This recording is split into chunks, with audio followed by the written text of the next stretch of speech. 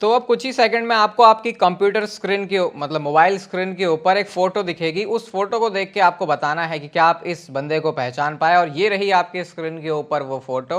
अब आप देखते देखते बताओ कि आपने पहचान लिया। वैसे मैंने तो पहले डायरेक्ट ही देखी थी तो मैं इसलिए पहचान गया था। ये है हमारे मंडे नाइट रॉ के जनरल मैनेजर एडम पियर्स। मैंने आपके साथ वैसे इनकी पहले भी फोटोज शेयर करी हुई है जिस टाइम पर ये एक्टिवली रिंग में compete करते थे। अगर बहुत सारे लोगों को तो ये भी नहीं पता कि एडम पियर्स का जो है रेसलिंग करने से ही बैकग्राउंड है। लोगों को लगता है कि भाई इसका कोई बैक स्टेज रोल होगा, लेकिन इसीलिए वो जो चौड़ है ना एडम पियर्स की वो रहती है। और ये तो भाई काफी पुरानी फोटो लग रही है। इसको देख के ये आप देखो कि ये किस जमाने की है। तो इस जमाने के नहीं, बहुत पुराने जमाने से हैं एडम पियर्स रेसल करते हुए।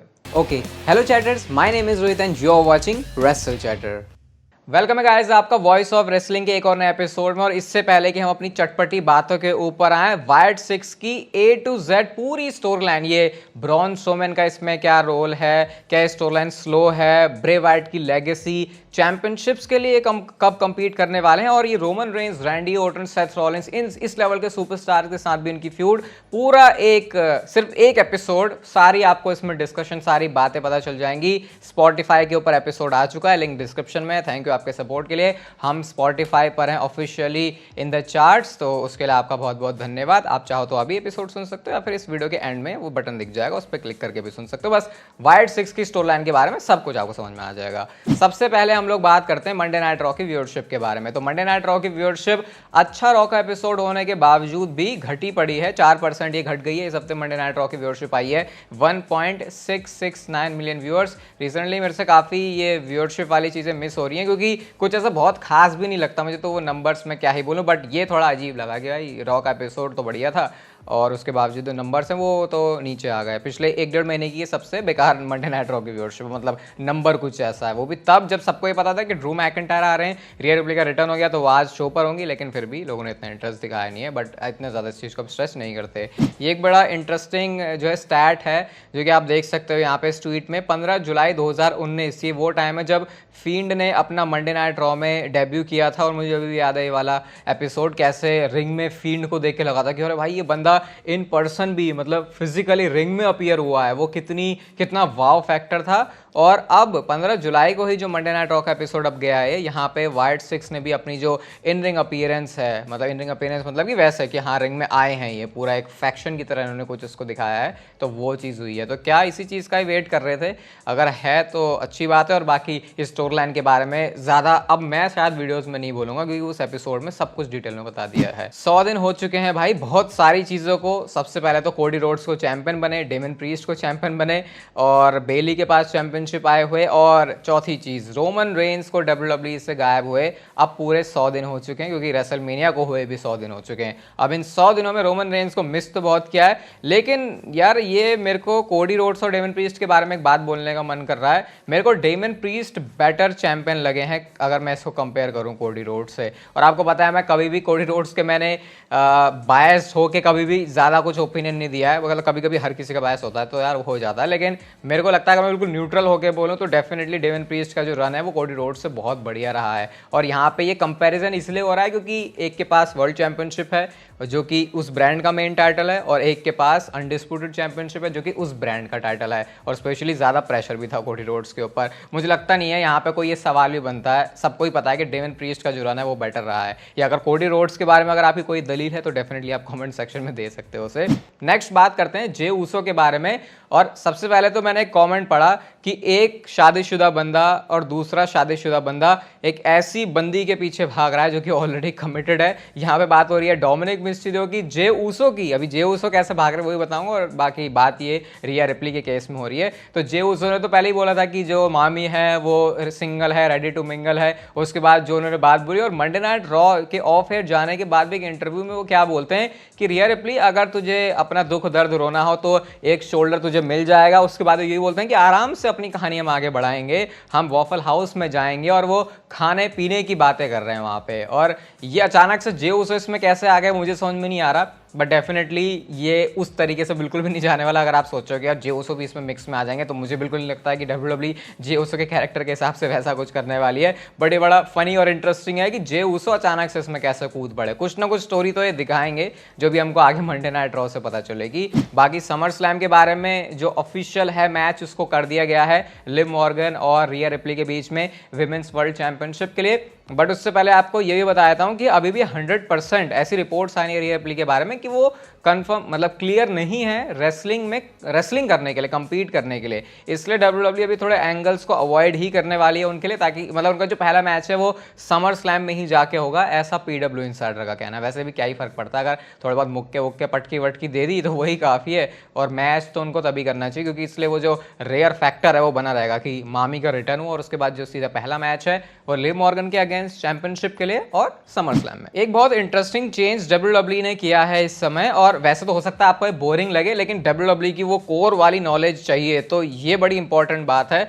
और आपको पता है इतने सालों से मैं भी चैनल पर सारी बातें कर रहा हूँ डब्ल्यूडब्ल्यू के बारे में। ये डब्ल्यूडब्ल्यू में नाम को लेके हमेशा पंगा रहता था, स्पेशली विंस के टाइम में, कि कोई बंदा कहीं से आ रहा है तो उसका नेम चेंज कर दिया ताकि डब्ल्यूडब्ल्यू अपनी प्रॉपर्टी बना के उसको यूज कर सके। वो बंदा कंपनी से चला भी गया तब भी, क्योंकि डब्ल्यूडब्ल्यू ये नहीं चाहती कि उस बंदे के पास उसके नाम के राइट्स हों, तो वो नाम ही चेंज करके डब्ल्यूडब्ल्यू में लेके आते हैं ताकि फिर वो उसको हमेशा के लिए अपनी प्रॉपर्टी बना सके अगर आगे भी कभी यूज करना हो। जैसे डीन एम्ब्रोज के नेम के केस में मैं इसको कह सकता हूँ, बाहर जाके वो जॉन मॉक्सली के नाम से चल रहे हैं। अब यहाँ पे शायद डब्ल्यूडब्ल्यू ने चेंज किया है। सबसे पहले तो स्टेफनी वेक्योर, इनको स्टेफनी के नाम से ही जाना जा रहा है। अब इससे पहले भी रियल लाइफ में ऐसे मतलब रियल लाइफ नेम्स ऐसे रहे जिसको डब्ल्यूडब्ल्यू ने स्टेफनी से चेंज किया, इस वजह से क्योंकि वो दो स्टेफनी नहीं चाहते। और विंस के टाइम में ऐसा होता था कि 2-3-4 सेम नेम उनको चाहिए ही नहीं होते थे, इसलिए वो नाम काट देते थे। जैसे अभी आप देखो ब्रॉन स्ट्रोमैन और ब्रॉन ब्रेकर, नाम की स्पेलिंग अलग है, लेकिन ये दो नाम मुझे नहीं लगता कभी भी एग्जिस्ट कर सकते थे अगर ये विंस का टाइम होता। अब चेंज क्या है, चेंज कुछ ऐसा है, रिपोर्ट ये बता रही है कि डब्ल्यूडब्ल्यू अब कोई बंदा उनकी कंपनी में आएगा और उसके बाद जाएगा तो उसके नाम के सारे राइट्स भी उसको ही दे दिए जाएंगे कि भाई लो भैया तुम्हारा जो सत्ता है तुम आगे भी इसको कंटिन्यू कर सकते हो, यूज कर सकते हो। मुझे नहीं समझ में आ रहा कि इतनी डब्ल्यूडब्ल्यू कब से मेहरबान हुई, क्योंकि डब्ल्यूडब्ल्यू इतनी बड़ी कंपनी है, मुझे नहीं लगता था ये वाला कभी चेंज हो सकता है। बट आई थिंक फिर वो इस केस में सही है कि बाहर से अगर कोई नाम आ रहा है और वो डब्ल्यूडब्ल्यू में भी उसी नाम के साथ चल रहा है तो उससे बेनिफिट ये हो जाएगा कि डब्ल्यूडब्ल्यू को उसकी कोई इमेज या दोबारा से कुछ नहीं बिल्ड करना पड़ेगा, क्योंकि आपको पता है नाम एक ब्रांड ही होता है डब्ल्यूडब्ल्यू सुपरस्टार के लिए। तो एक रिसेंट चेंज है जो कि डब्ल्यूडब्ल्यू ने किया। और शायद अगर ये चेंज, इसको स्टेफनी वाले से लोग ऐसे कर रहे थे कि यार स्टेफनी वेक्योर का नाम चेंज हुआ, इसका मतलब स्टेफनी कभी आने नहीं वाली रिसेंटली डब्ल्यूडब्ल्यू टैलेंट बन के टीवी पे टैलेंट बन लगी, ऑन स्क्रीन उनका कोई रोल। बट अगर ये पॉलिसी है तो फिर दो स्टेफनी तो एग्जिस्ट कर ही सकती हैं। आई होप मैंने इसको कॉम्प्लिकेटेड नहीं किया होगा, आपके लिए आप समझ गए होंगे कि मैं क्या कहना चाह रहा हूँ। थोड़ा सा बोरिंग था बट यस ये कुछ अंदर की बात है जो कि आप फ्लेक्स कर सकते हो किसी अपने दोस्त के सामने कि मुझे ये बात पता है डब्ल्यूडब्ल्यू की। नेक्स्ट बात करते हैं शेमस के बारे में, और मैं तो यही बोलना चाहूंगा भाई ज्यादा रोना धोना नहीं करना होता, और रोना धोना अगर करना होता तो उसको बचा के रखो किसी एक चीज के लिए कि फिर वहीं पे सारा रोना धोना कर सको। रोना धोना से मतलब समझ लो आप क्राई बेबी बनने की मैं बात कर रहा हूँ, वो कभी ही किया करो, साल में 2-4 बार, तभी अच्छा लगता है। अब शेमस के केस में क्या हो रहा है, कल मंडे नाइट रॉ में उनका जो थीम है उसके साथ फिर से छेड़छाड़ हो चुकी है। इवन मैं तो उसको नोटिस भी नहीं किया था कि कुछ चेंज हुआ, बाद में जाके मैंने ट्विटर पे देखा भाई लोग तो इसके बारे में हल्ला कर रहे हैं, यार शेमस तुम्हारा नेम वो गाना जो है वो चेंज हो गया, थीम चेंज हो गया, गाना चेंज हो गया। मैं तो ये कह रहा हूँ भाई उसके थीम के लिए क्यों रो रहे हो तुम, तो इसलिए रो कि उसके साथ क्या हो रहा है। मतलब जब शेमस आए थे उनका ये नया म्यूजिक उनको मिक्स करके दिया था तो मैं फिर भी खुश था यार, चलो अब ये शेमस पुराना वाला लग रहा है। पहले उसकी बुकिंग तो सही हो नहीं रही, बुकिंग के बारे में कोई रो नहीं रहा, एक गाना चेंज हो गया, एक थीम सॉन्ग चेंज हो गया, मतलब वो भी गलत ही हुआ, लेकिन उससे बड़ी चीज़ तो भाई उनके साथ वैसी चीज़ें बेकार हो रही है। मैं तो कब से कह रहा हूँ भाई शेमस के साथ पता नहीं क्या हो रहा है। बट उनका अब जब ये थीम भी चेंज कर दिया तो अब फैंस तो बहुत ही ज़्यादा इसको लेके गुस्सा हैं और वो कह रहे हैं भाई ये जो डब्ल्यूडब्ल्यू में म्यूजिक बनाते हैं इनको चेंज करो, जिम जॉनस्टन को फिर से लेके आओ, वही जो है कुछ अच्छा काम कर सकते हैं। आपको पता है वो पहले डब्ल्यूडब्ल्यू के लिए जो म्यूजिक है उसको कंपोज किया करते थे। बाकी शेमस के बारे में अपनी जो दिमाग में आपकी चीज़ें चल रही है उसको आप डेफिनेटली कमेंट सेक्शन में प्रकट कर सकते हो, मैं सुनने में इंटरेस्टेड हूँगा कि क्या कहना चाहोगे आप शेमस के बारे में, उनके बुकिंग के बारे में, ओवरऑल क्या चल रहा है पता नहीं शेमस के साथ। जॉर्डन ग्रेस जो कि आपको पता है टीएनए की सुपरस्टार हैं, डब्ल्यूडब्ल्यू में कई बार आके वो अपना जो दबदबा है उसको दिखा चुकी हैं, मतलब उनको काफ़ी इंपैक्टफुल तरीके से टीवी पे दिखाया। अब शायद ऐसा हो सकता है कि डब्ल्यूडब्ल्यू के लिए वो हमेशा के लिए ही बन जाएं, मतलब डब्ल्यूडब्ल्यू में ही वो हमेशा के लिए आए, मतलब मैं उनके कॉन्ट्रैक्ट साइन होने की बात कर रहा हूँ, क्योंकि रिपोर्ट्स कुछ ऐसा बता रही हैं कि टीएनए के साथ जो उनका कॉन्ट्रैक्ट है वो नेक्स्ट ईयर के स्टार्टिंग में ही एंड हो जाएगा। और जिस तरीके से डब्ल्यूडब्ल्यूई हाईली इंटरेस्टेड रही है जॉर्डन ग्रेस में, ऐसा हो सकता है कि वो बोले भाई टीएनए के साथ क्या ही ज्यादा कुछ करना, सीधा इस बंदे को ही अपनी कंपनी के अंदर साइन कर लेते हैं। ऐसा होने की बहुत पॉसिबिलिटी है। और जॉर्डन ग्रेस भी बहुत दिमागदार हैं, उनको पता है कि कहाँ पे जाके ज्यादा जो है उनको अटेंशन मिलेगी, क्या उनके करियर के लिए खुद बेटर रहेगा। इसमें तो यार कुछ धोखा देने जैसी वाली बात भी नहीं कह सकते ना। ऑब्वियसली जो बड़ा प्लेटफॉर्म है हर कोई बंदा वहीं जाना चाहेगा। हाँ, टीएनए ने उनको मौका जरूर दिया, ये कहना पड़ेगा, क्योंकि वहां पे फिर वो अपने आप को, वैसे जॉर्डन ग्रेस को अगर आप पहले से भी देखोगे तो क्योंकि वो फिजिकली भी काफी स्ट्रांग है, वो दिखती भी, उनकी बिल्ड भी काफी अलग है, तो उनके ऊपर वैसे भी अलग जो है नजरें चली जाती है। बट शायद अब वो डब्ल्यूडब्ल्यूई की ही पूरी सुपरस्टार बन सकती हैं। देखते हैं इनके बीच में किस तरीके की फाइट चलती है, तो नेक्स्ट ईयर के स्टार्टिंग में ही हमको पता चलेगा। समर स्लैम का match Drew McIntyre versus CM Punk, इसके होने के चांसेस आपको पता है ऑलमोस्ट कंफर्म ही है। बाकी मैंने आपको ये बताया था कि शायद इसमें सेथ रॉलिंस का भी एडिशन हो सकता है ट्रिपल थ्रेट मैच की तरह, लेकिन शायद एडिशन तो होगा सेथ रॉलिंस का, but in a different way. कल की मंडे नाइट रॉ में हमने देखा कि रेफरी से जो है माफिया मंगवाई जा रही थी, ड्रू मैकिंटायर रेफरी के आगे भी नहीं झुके, उसके बाद सेथ रॉलिंस आए। तो आई थिंक एक समझदार डब्ल्यूडब्ल्यूई फैन बहुत सालों से अगर देख रहा है तो उसको समझ में आ गया होगा यहाँ पे डब्ल्यूडब्ल्यूई क्या करने वाली है। डब्ल्यूडब्ल्यूई पॉसिबली जा रही है एक डायरेक्शन की तरफ जहां पर समर स्लैम में ड्रू मैकिंटायर और सीएम पंक का मैच होगा, जहां पे स्पेशल गेस्ट रेफरी होने वाले हैं सेथ रॉलिंस। और इसमें सेथ रॉलिंस का रोल कितना इंटरेस्टिंग हो सकता है। यूजुअली हम गेस्ट रेफरी को देखते हैं कि वो किसी एक साइड झुका होता है, यहाँ तो सेथ रॉलिंस को दोनों में से किसी से फर्क नहीं पड़ता, उसको दोनों से ही प्रॉब्लम है। ड्रू मैकिंटायर जिसने उसको हरा दिया था, सीएम पंक जिसके ऊपर वो चढ़े जा रहा है कि भाई तू मेरा मूवमेंट खराब करने क्यों आ गया। तो ये बड़ा एक इंटरेस्टिंग जो स्टोरी लाइन एंगल है वो हो सकता है। ये स्पेशल गेस्ट रेफरी होगा, बट थोड़ा सा अलग ट्विस्ट मार के कि इस गेस्ट रेफरी को दोनों ही बंदों से प्रॉब्लम है। यार कितनी बढ़िया स्टोरी लाइन दिखा दी इन्होंने, इसमें कुछ भी ऐसा नहीं लग रहा, मतलब इतनी ऑर्गेनिक, क्या बोलूं मैं इसके लिए, तो मुझे लग रहा है एक एपिसोड ही बना देंगे पॉडकास्ट का सिर्फ इसकी तारीफ होगा, क्योंकि इतनी बढ़िया चीजें इन्होंने पूरी स्टोरी लाइन में करी। अगर आपने वो टाइम भी देखा है डब्ल्यूडब्ल्यूई का जब स्टोरी लाइन के नाम पे 2 हफ्तों में ही चीजें चेंज हो जाती थी, तो शायद आपको स्टोरी की अच्छे से वैल्यू समझ में आ रही होगी। नेक्स्ट एंड फाइनली बात करते हैं रोमन रेंस के बारे में, उनके पॉसिबल समर स्लैम रिटर्न के बारे में। अब ये बात मुझे 36 बार रिपीट करने की जरूरत है नहीं कि समर स्लैम में क्यों रोमन आ सकते हैं, क्या उनकी कहानी है,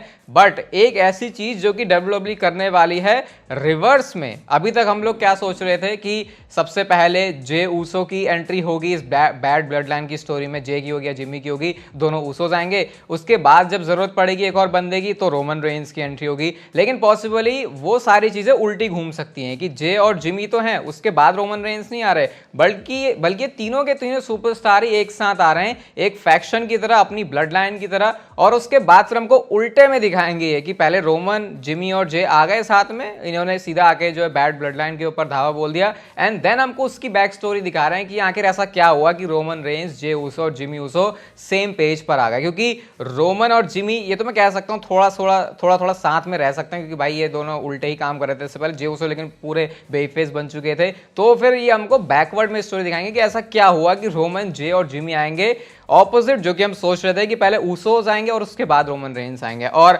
अगर इस तरीके से स्टोरी लाइन शेप ले रही है तो फिर समर स्लैम में सिर्फ रोमन रेंस नहीं, बल्कि आपको कुछ ऐसा लुक दिखेगा कि रोमन रेंस भी रैंप पे खड़े हुए हैं और उनके आजू बाजू उनके ब्रदर, उनके ब्लड लाइन ब्रदर, उनके जिमी और उनके जे, उनके ऊसोस खड़े हुए हैं। एंड देन ये जो है bad blood line versus good blood line वाली जो स्टोरी है उसको किक ऑफ कर सकते हैं समर स्लैम में। देख रहे हो कितने सारे तरीके हैं डब्ल्यूडब्ल्यूई के पास समर स्लैम में इसको बुक करने के, बट जैसे भी करो उसको एपिक वे में करना, क्योंकि ये मौका डब्ल्यूडब्ल्यूई के पास एक बार ही आएगा, और एक बार ही आएगा तो उसको अच्छे से एग्जीक्यूट भी करना पड़ेगा। इस समय स्क्रीन पर आपको पॉडकास्ट दिख रहा होगा वाइड 6 का, भाई जाके जरूर देखना, सब कुछ आपको डिटेल में पता चलेगा। ये वीडियो अगर आपको अच्छी लगी तो उसे लाइक जरूर कर देना, चैनल को सब्सक्राइब कर दो ऐसी और मस्त वीडियोस के लिए, और तब तक फिर लेते रहो जिंदगी के मजे।